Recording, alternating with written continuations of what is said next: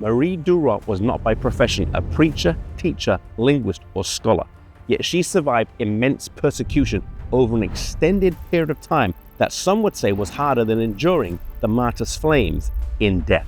She was imprisoned in this tower here behind me for 38 years, and though she had opportunities to recant, and though she observed other women recant and then leave, she refused to, famously engraving the words "resist" into stone in the tower. In order to understand her trials correctly, it's important to understand the context of Protestantism in France in the 1700s.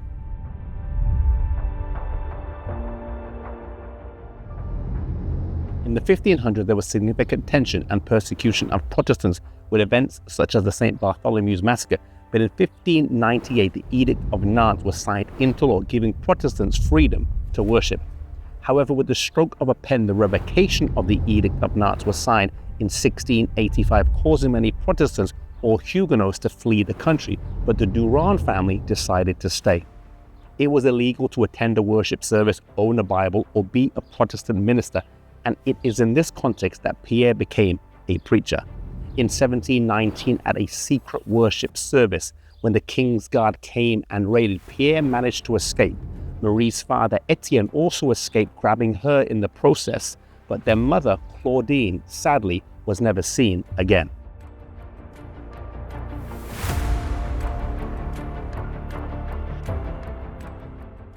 In 1524, despite the king outlawing ordination on punishment of death, Pierre was ordained to the gospel ministry and immediately became a wanted man with a huge bounty on his head.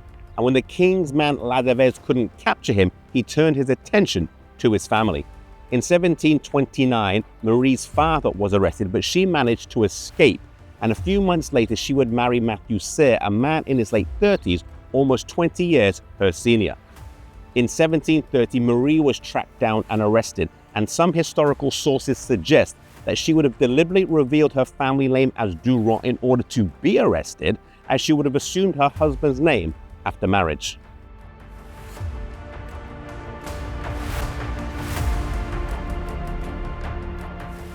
Marie was taken here to the Tower of Constance, which was a women's prison specifically set apart for Huguenot women. And as she entered the prison, she signed her name, Marie Durand, on the prison roll.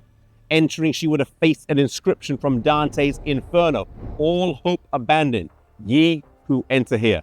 Marie would never see her father, her brother, or her husband again.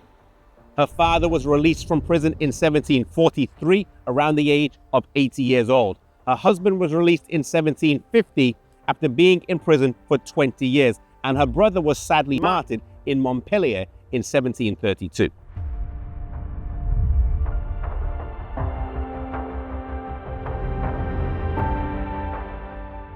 Marie organized worship services here in the tower to encourage the women, and although correspondence to and from the women was officially forbidden, she found a way to circumvent the system and corresponded with a few women, including her niece Anna. A few of the notable women that she ministered to in the prison included Isabelle Manet, who came here with a 3-month-old son, yet 6 years later when her husband died, her now 6-year-old son was taken from her. In 1739, Huguenots who had been exiled to England sent some charitable aid, including food, soap, clothing, and thread.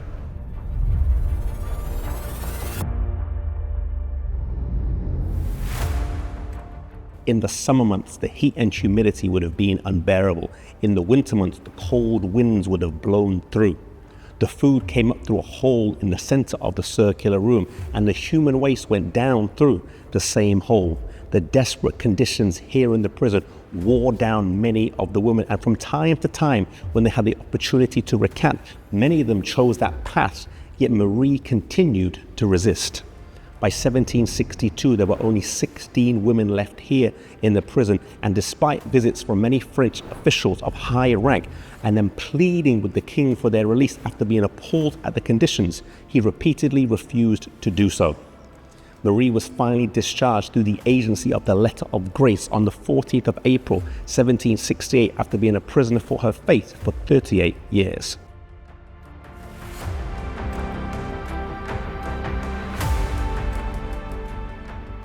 After her release, she returned here to her childhood home in Le Boucher. Her niece and her friend Anne Goutet, who had been released just before her, were waiting here for her on her arrival. Together, these three women eked out an existence here in the quietness of the countryside.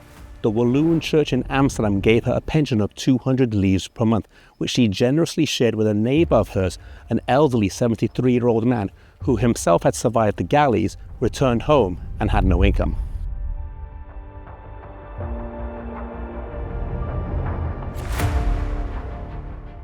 Marie died in September 1776, and though no statue honors her life, her steadfast resilience and faithfulness to the Lord is inspiring.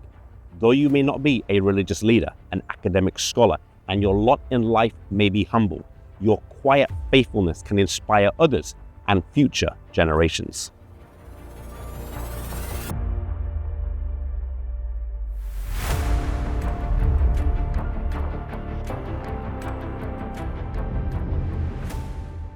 Lineage is a crowd-funded non-profit studio. We make videos, we write articles and books, and we've got a podcast. And it's all to share the stories of biblical and Christian role models in history.